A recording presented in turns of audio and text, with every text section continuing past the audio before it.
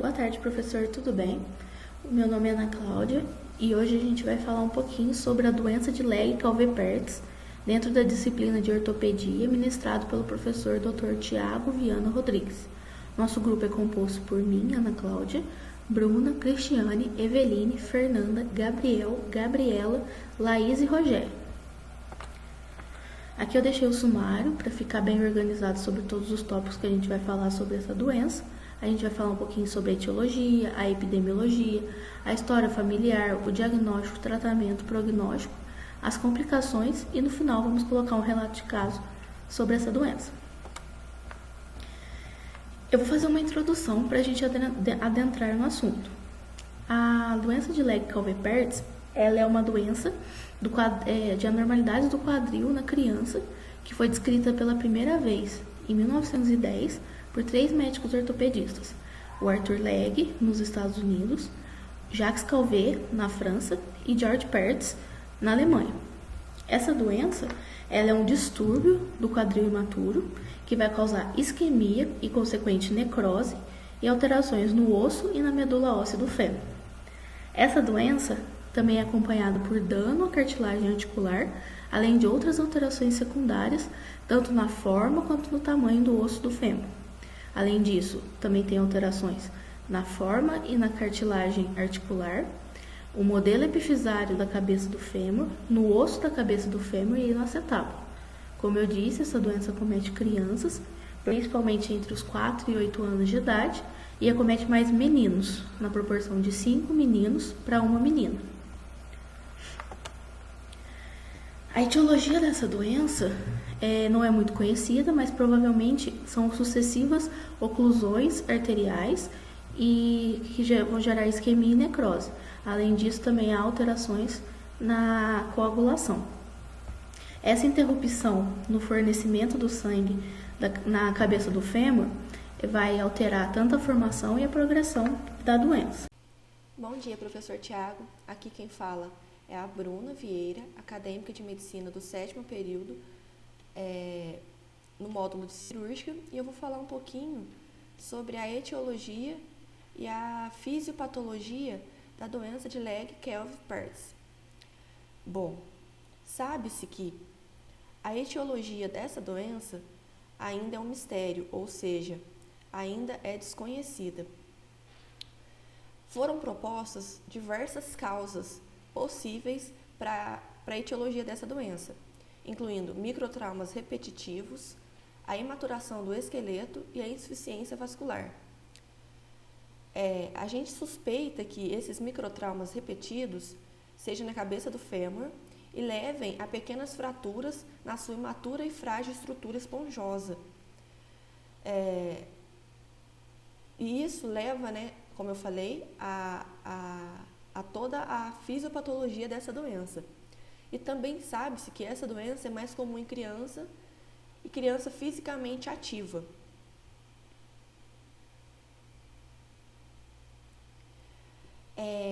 Os fatores que estão relacionados com a etiologia da doença são as alterações nos fatores de coagulação, a obstrução do fluxo venoso, o estado arterial anormal em que o paciente pode se encontrar, trauma na criança com predisposição à doença, que tem algum fator genético, que possa levar a desenvolver essa doença, uma sinovite de ANCA e influências hereditárias, como eu falei, fatores genéticos que podem predispor essa criança a desenvolver a doença. A maioria das crianças que têm a doença de Legg-Calvé-Pertz, elas possuem um atraso grande na maturação esquelética.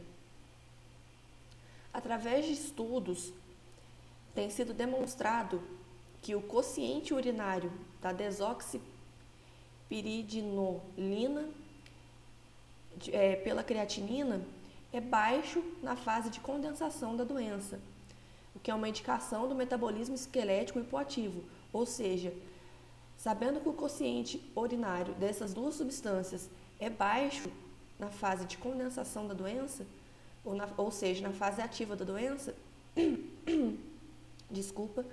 pode-se dizer que o metabolismo esquelético dessa criança é hipoativo, apontando, né, que essa doença ela tem uma causa sistêmica que leva, né, ao seu desenvolvimento.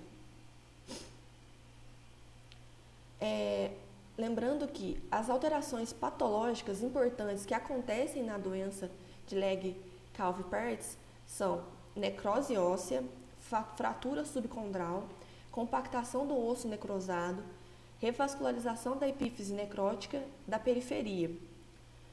Então, como que acontece, né? Como que é a fisiopatologia dessa doença? No início, a gente tem a necrose isquêmica. Desculpa. A gente tem a necrose isquêmica da cabeça do fêmur.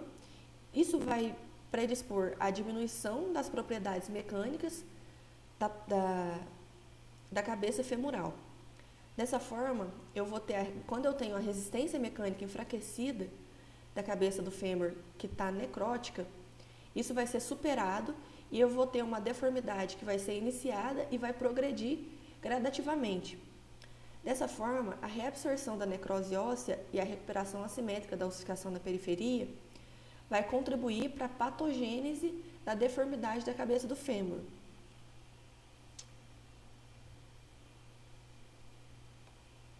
Aqui é um desenho esquemático que mostra, né, como que acontece a deformidade da cabeça do fêmur. Pode-se notar que, a partir da necrose da cabeça do fêmur, desenvolve todo o processo fisiopatológico da doença. E dessa forma, a gente pode chegar à conclusão de que a necrose é o ponto inicial que leva à deformação da cabeça do fêmur. E todos os processos se desencadeiam a partir daí. Outros pontos importantes sobre a doença é que a obesidade ela pode desempenhar um papel importante na iniciação da doença. Por quê?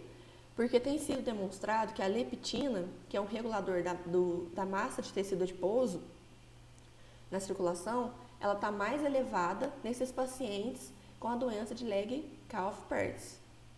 Outro motivo que a gente pode relacionar a necrose da cabeça do fêmur é a coagulopatia, porque isso tem uma relação significativa entre a doença, né, a doença de Legg-Calvé-Pertz com a mutação do fator 5 de Leiden. Além disso, a doença ela pode estar associada às alterações na cascata de coagulação, incluindo o aumento da mutação, né, do fator 5 de Leiden, baixos níveis da proteína C e da proteína S, diminuição da atividade da antitrombina. Além disso, né, a gente tem redução da rotatividade do colágeno tipo 1 e a síntese do colágeno tipo 3, assim como redução dos níveis do glicosaminoglicano urinário nas fases ativas de crescimento anormal. Então, todas essas anormalidades sutis que ocorrem na anca oposta e outros defeitos congênitos são relatados na doença de Legg-Calvé-Pertz. As crianças que têm essa doença têm um comprometimento significativo de crescimento em altura, têm um comprometimento da idade óssea e do peso ao nascer. Essa alteração do crescimento coincide com uma redução da somatomedina, assim como a diminuição do IGF.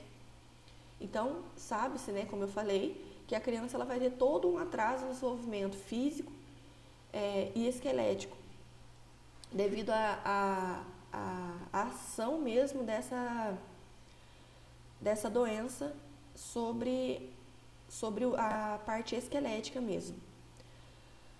Outro ponto que deve ser levado em consideração é que foram observados que os níveis elevados de interleucina 6 no líquido sinovial pode revelar um componente inflamatório dessa doença, e que pode ter um impacto significativo sobre o processo de cicatrização óssea. Então, em condições inflamatórias, a interleucina 6 ela vai promover a formação e a atividade dos osteoclastos e reduzir a formação e a atividade dos osteoblastos. Então, na doença de Legg-Calvé-Pertz, que a sigla é DLCP, como eu devia ter falado antes, me perdoe por isso, a reabsorção óssea é uma característica predominante e proeminente na fase da fragmentação da doença, que seria a fase 2 da doença. A formação do osso novo é retardada até que a fase de reossificação, que seria a fase 3, até a fase de reossificação, que é a fase 3, o que pode levar muitos meses a completar, indicando um desequilíbrio e desacoplar da reabsorção óssea e da formação do novo osso. A interleucina 6 pode servir como mediador de desacoplamento e reabsorção óssea e de formação óssea após a osteonecrose isquêmica, por afetar positiva e negativamente os osteoclastos e os osteoblastos, respectivamente.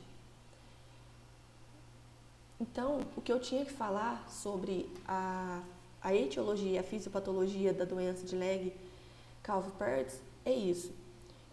Espero que tenha dado para entender. Sabe-se que muitos dos fatores que predispõem à doença ainda são desconhecidos, mas sabe-se que há uma interação entre os fatores genéticos e ambientais, além de envolver um processo inflamatório no conjunto da doença. Bom, o que eu tinha que falar é isso. Obrigada pela atenção. Tenha um bom dia. Oi, meu nome é Cristiane e eu vou dar continuidade no trabalho falando sobre a epidemiologia. Bom, a incidência dessa síndrome na população é de aproximadamente 1 para 15 mil, sendo que ela é mais comum em asiáticos e europeus e ela é considerada rara em negros. Contudo, não é claro se esse risco adicional à raça se é em função de predisposição genética, dieta ou estilo de vida.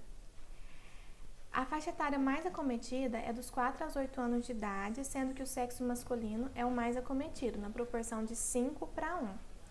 É uma síndrome comumente unilateral, só que pode acontecer o acometimento bilateral, que corresponde a 10 a 15% dos casos. E quando o acometimento é bilateral, costuma ser mais comum no sexo feminino. Um estudo realizado sugeriu que há uma variabilidade significativa na incidência de acordo com a raça e as regiões geográficas. Esse estudo sugeriu que a latitude é um fator preditivo, que a cada aumento de 10 graus na latitude está associado a um aumento de 1,44 vezes na incidência. Assim, as incidências mais altas estão encontradas no norte da Europa e as mais baixas nas regiões equatoriais, que é o que esse gráfico que foi retirado do estudo mostra pra gente, que ao aumento da latitude tem um aumento da incidência. Só que essa relação, ela não foi muito bem explicada no estudo. O estudo sugere que pode ter uma relação com exposição a agentes infecciosos, como também a inadequada exposição à luz solar. Além disso, também tem uma maior incidência em crianças com baixo peso ao nascimento, ou seja, quando a criança nasce com menos de 1.500 gramas, e também com apresentação anormal ao nascimento. Os estudos sugerem que essa associação resultou de uma necrose avascular que foi precipitada pelo uso de esteroides, que são usados para maturação pulmonar e também para o tratamento de doença pulmonar crônica nessas crianças que nascem com baixo peso. Bom, boa tarde, professor. Meu nome é Eveline, eu sou acadêmica de medicina da Unifenas e eu vou falar um pouquinho hoje sobre a avaliação física e clínica na doença do Legg-Calvé-Pertz. Eu vou iniciar a apresentação do slide aqui e fica mais fácil da gente, como a avaliação é física, eu consigo mostrar mais detalhadamente para você o que ocasiona nessa doença.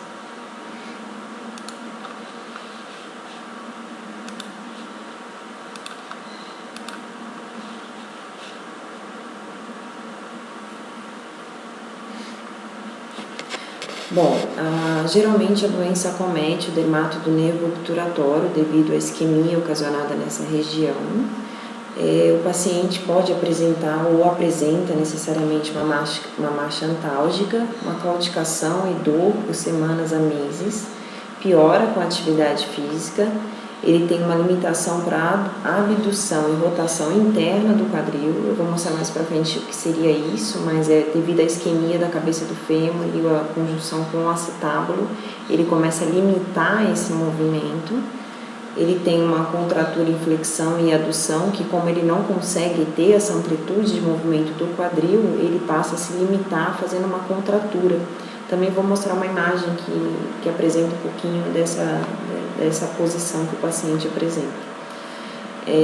tem uma atrofia muscular de glúteo e coxa. Isso é porque, como ele tem essa doença e essa limitação, acaba deixando de utilizar essa região, e é onde ocorre a atrofia muscular, né, por desuso e um discreto encurtamento da musculatura. Bom, os sinais clínicos, eles comentam que é chamado de cabeça em risco, que é uma região frágil, que pode ser, quanto maior o atrito, maior o acometimento dessa região da cabeça do fêmur. Ele tem uma diminuição persistente e progressiva da amplitude do movimento do quadril, conforme eu comentei no começo, o que ocasiona, como eu posso explicar, como anda a doença, o decorrer da doença é isso, é diminuição dessa amplitude. Então é importante que isso seja visto anteriormente para conseguir fazer o tratamento em cima. A contratura em adução persistente, e geralmente está relacionado a não é que esteja relacionado, mas acomete crianças obesas, talvez seja pelo limiar da pressão da cabeça do fêmur com o acetábulo. Isso pode estar influenciando também. Bom, na avaliação física, o paciente vai apresentar uma dor e uma claudicação, que é uma claudicação forte, né, considerada alta. A dor pode ser descrita no quadril, mas normalmente acomete região medial da coxa ou o joelho. Isso está relacionado ao nervo obturatório que passa nessa região, e como ele sofre a isquemia na epífise do fêmur, ele acaba sendo acometido também. Então essa região é muito referida como na dor. Na avaliação clínica, os pacientes podem apresentar também o teste Trendelenburg positivo. Esse teste, eu vou mostrar um vídeo, vou passar um vídeo aqui para poder explicar um pouco mais sobre ele, que eu acho que fica melhor para poder entender. Apresentam a diminuição da amplitude de movimento do quadril, principalmente em abdução, flexão do joelho e rotação medial. O que seria isso? Essa dificuldade dele conseguir abrir o quadril, isso ele começa a ser limitado. A flexão da perna ele também não consegue fazer, e a rotação medial, quando ele traz para dentro. Ou seja, como a cabeça está acometida, ele não consegue ter essa mobilidade de quadril. Isso é uma das principais características dessa doença. Aqui eu mostro uma imagem, geralmente é a contratura de adução. O paciente fica nessa posição. Por quê? Porque ele não tem aquela jogada do quadril, então ele apresenta essa posição de contratura de adução. E aqui do lado é a limitação do quadril. Esse aqui é um teste, ele não consegue abrir, não consegue ter essa abdução, né, do quadril. Esse é o teste de Trendelenburg. O teste consiste em um paciente em posição ortostática, ele flexiona uma perna. Por exemplo, no caso dessa paciente aqui, ela flexionou a perna direita. Então, o comum, o teste para dar negativo, seria quando ela mantém essa posição de quadril em linha reta. Quando ela tem a descaída do quadril, é onde o teste dá como positivo. Vou passar o vídeo falando sobre esse teste de Trendelenburg. Esse teste está associado, quando positivo, a essa doença, para uma fraqueza do músculo do glúteo médio, né? Ele não tem essa força para manter o quadril alinhado. Eu vou passar o vídeo mostrando sobre o teste de Trendelenburg, mas é um vídeo bem curtinho.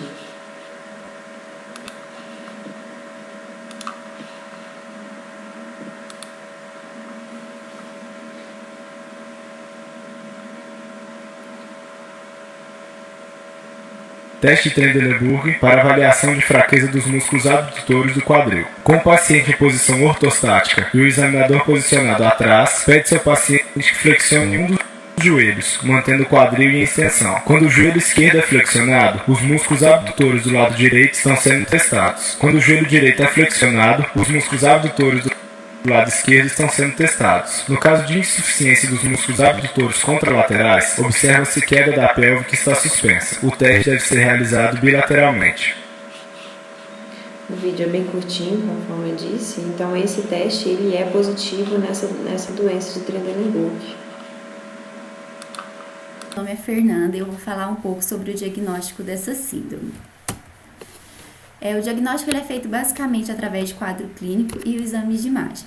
No quadro clínico, a gente vai observar claudicação dolorosa, que melhora o repouso, dor no quadril, na face lateral da coxa e no joelho. E é comum também os pais relatarem histórico de queda e trauma direto. No exame físico, a gente observa principalmente claudicação, diminuição do movimento do quadril, principalmente quando vai fazer rotação interna e abdução. Tem hipotrofia da musculatura da coxa e da nádega do lado acometido. E pode haver também nas fases mais avançadas da doença, encurtamento do membro. Os exames de imagem, a gente vai usar principalmente radiografia simples, mas a gente também pode usar cintilografia e ressonância nas fases mais precoces devido à maior sensibilidade deles. A radiografia a gente vai fazer as incidências principalmente em AP e Lowenstein. Essa Lowenstein em posição de RAM, que a gente consegue ver bem o local acometido.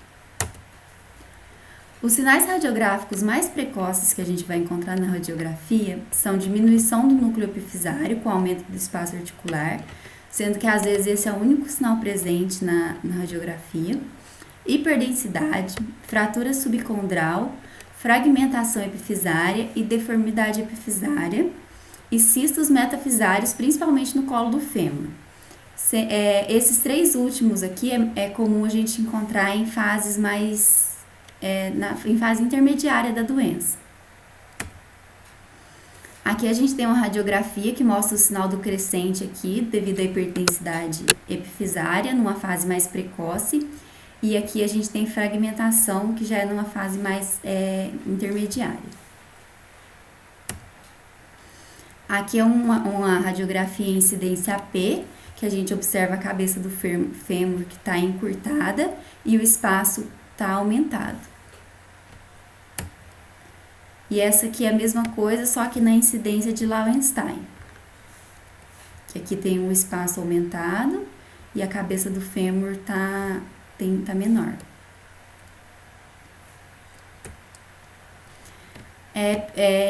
A radiografia também vai nos auxiliar na hora de fazer a diferenciação das fases da doença. As fases são principalmente necrose, fragmentação, reossificação e sequela. Além disso, a radiografia vai ajudar a gente também a classificar a doença para definir um prognóstico para o paciente. Aqui a gente tem uma radiografia no início da doença, que é na fase de de necrose, e aqui tem a fragmentação. Aqui já começa a reossificação, que já está quase completa. E aqui tem a fase residual, que é a fase de sequela, a última fase da doença. Os principais diagnósticos diferenciais dessa síndrome são sinovite transitória do quadril, anemia falciforme, hemofilia e displasia epifisária múltipla.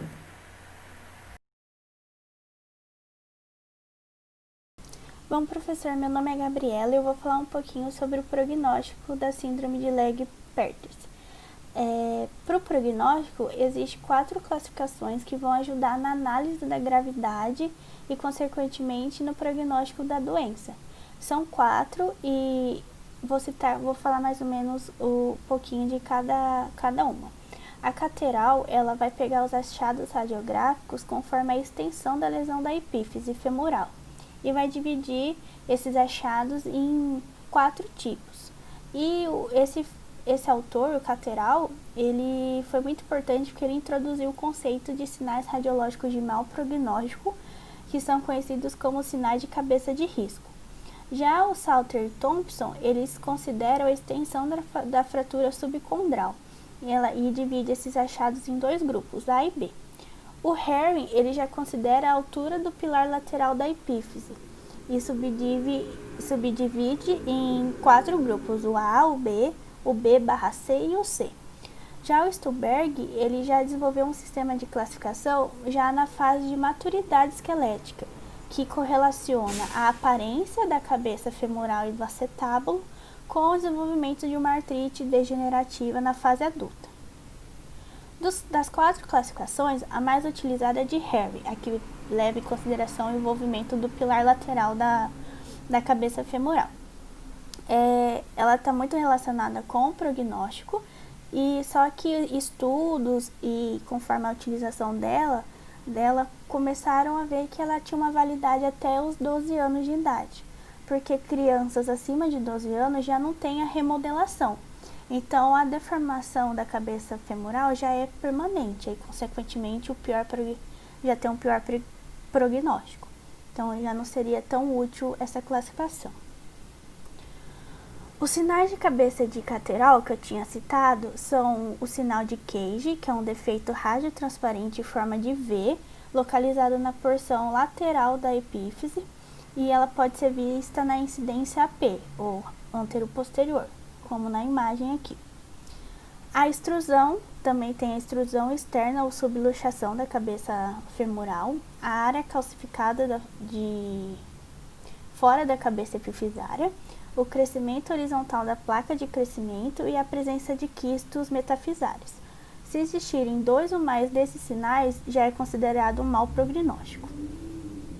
Entretanto, generalizando quais seriam os fatores de mau prognóstico, sem ser os classificados pelo Caterhall, seria o início da doença depois dos 6 anos, o maior grau de deformidade da cabeça femoral, a incongruência articular entre a cabeça do fêmur no acetábulo, a diminuição da amplitude dos movimentos da anca, o curso prolongado da doença, os próprios sinais cefálicos de Caterhall, e seguindo a classificação de cada autor, os grupos 3 e 4 de Caterhall, o grupo B de Salter e Thompson, a classificação C de Harry e a classe 4 e 5 de Stulberg.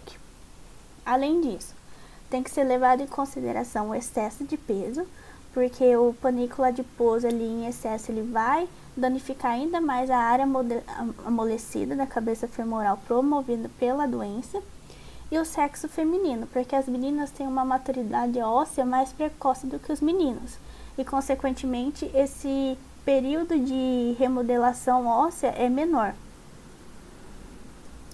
Os sinais radiológicos prognósticos, eles aparecem geralmente quando a doença já está estabelecida e é por volta de 6 meses do início da doença. Os mais importantes seriam a extensão da área necrosada, as alterações metafisárias e o grau de subluxação lateral. Quanto maior for a área de necrose do infarto epifisário, pior é o prognóstico. E as alterações da metáfise, elas estão muito relacionadas com os sinais de cabeça em risco, como a presença de quistos, osteoporose difusa e alargamento metafisário, sendo que a área de necrose e os sinais de cabeça de risco são os 2 mais aceitos que influenciam no prognóstico da doença.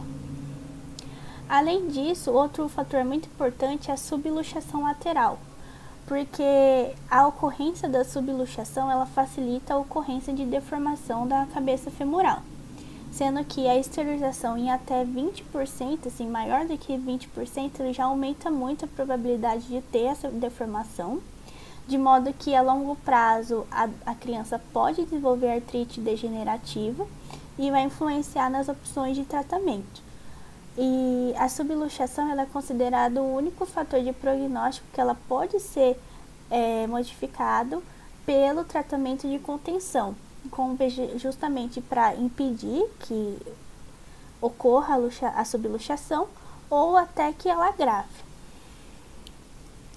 Nas conclusões sobre o prognóstico, o que eu posso falar é que o Harry, nos seus estudos, ele viu que a sua classificação, levando em consideração o pilar lateral e a idade no momento do início da doença são fatores muito importantes tanto no prognóstico, tanto para a decisão se o tratamento vai ser cirúrgico ou conservador. Além disso, o prognóstico para crianças antes dos 6 anos, eles são mais favoráveis, com um bom resultado em até 80%, Entretanto, crianças entre 4 anos e 5 anos e 11 meses, assim, ali perto, chegando nos 6 anos, que já tem o envolvimento pilar lateral nos grupos B, C ou C, eles acabam tendo um prognóstico menor favorável, menos favorável.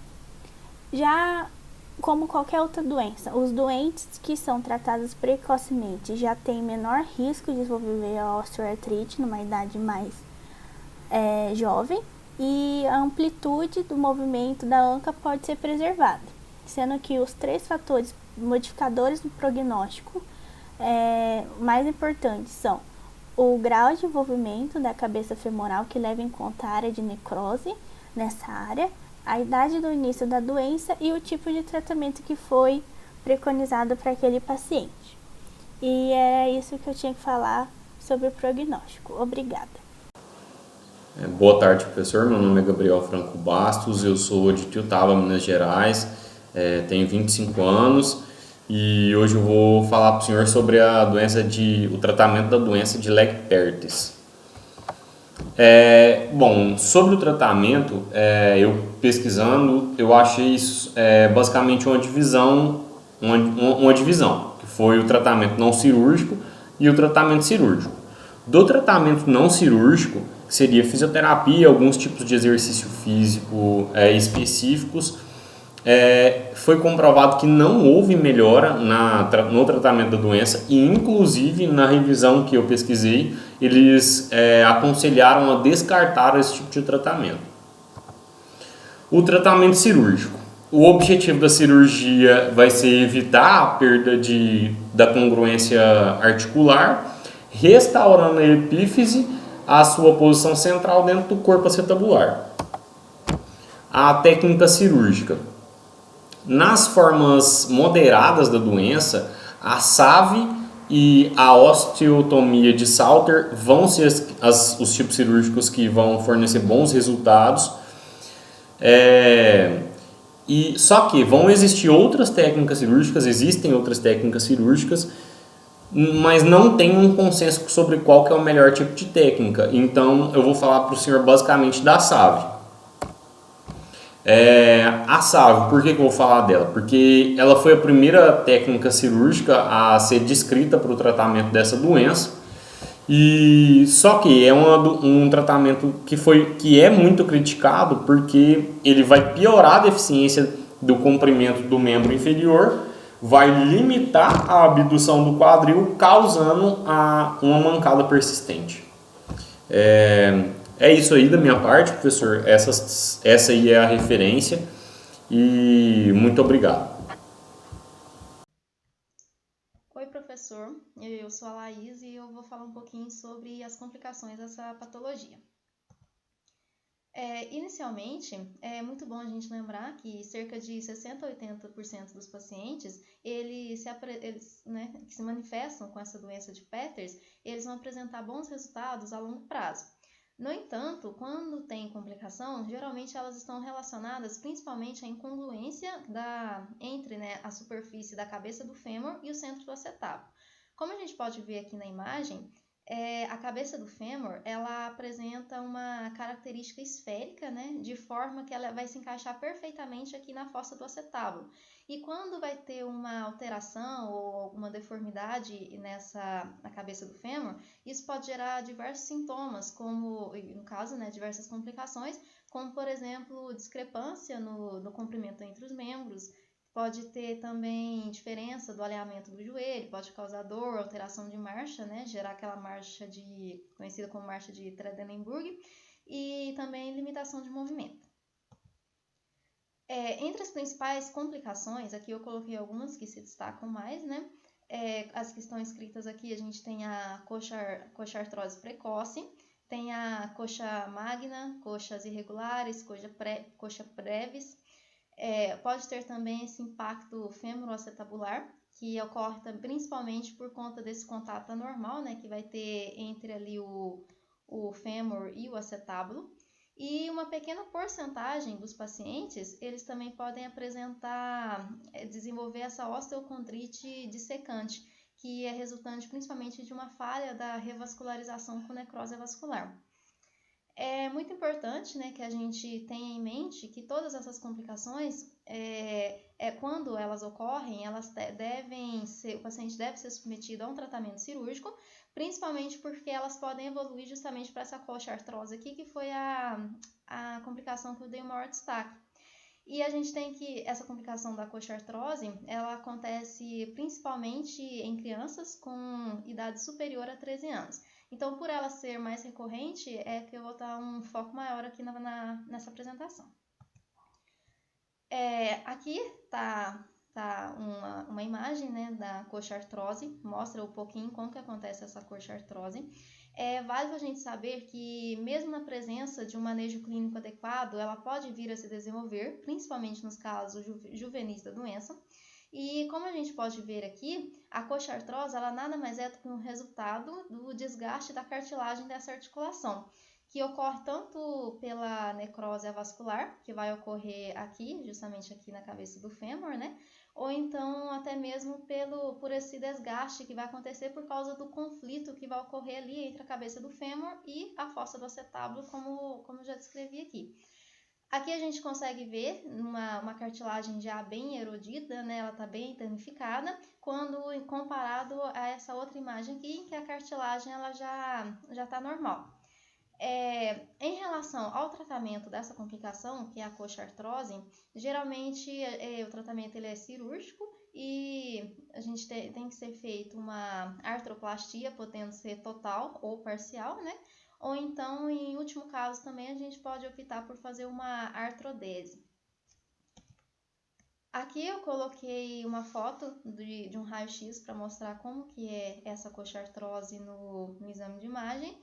E eu coloquei ela justamente para ficar um pouco mais claro, já que a gente não está tendo contato com um contato físico, né, com a apresentação dessas imagens. Então, é isso que eu tinha para falar sobre complicações e muito obrigada pela atenção, professor.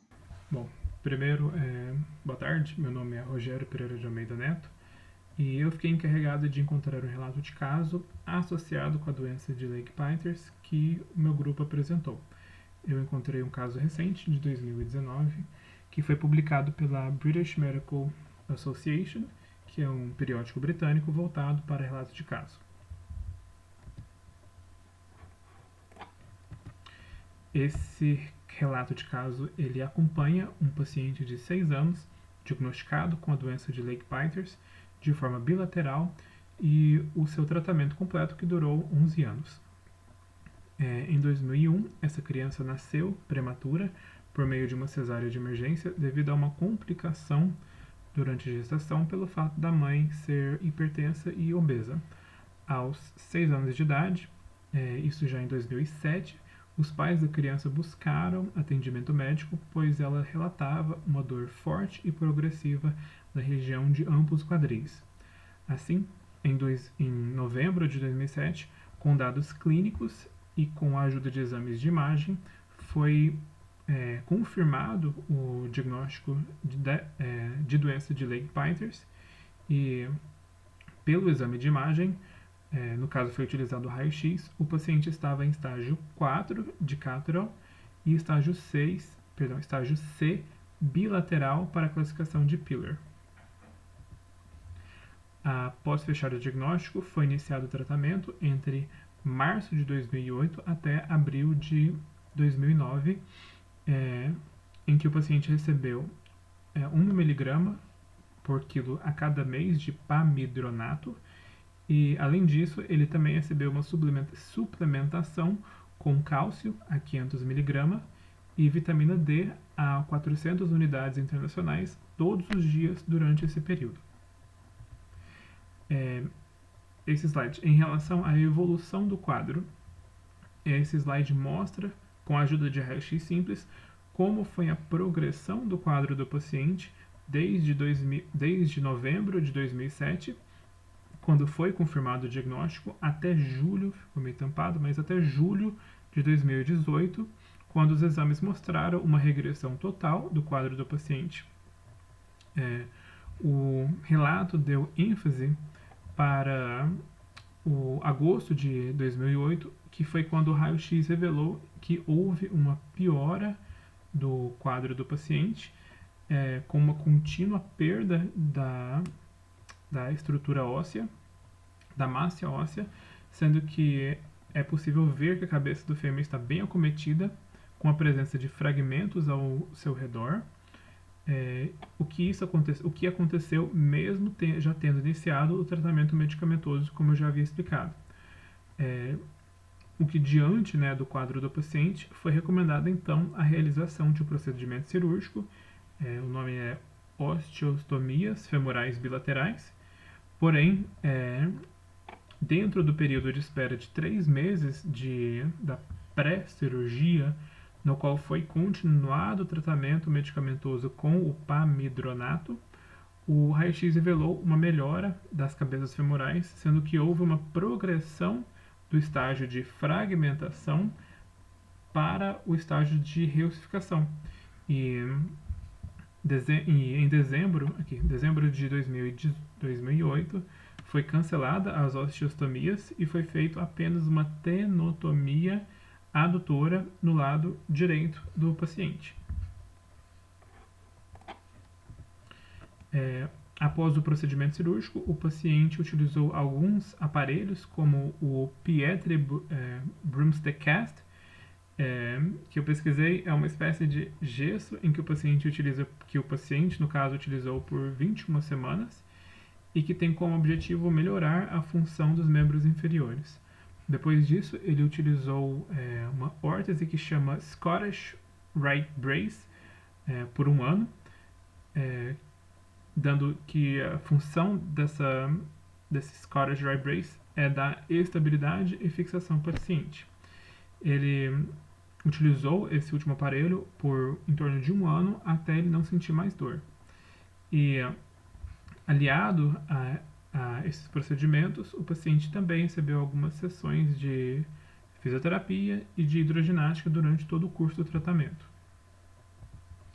Em 2015, o paciente já era capaz de praticar esportes sem limitações, e em 2018, as imagens radiológicas mostraram uma melhora completa na forma e no contorno das 2 cabeças femorais, sem fragmentos e sem necrose avascular.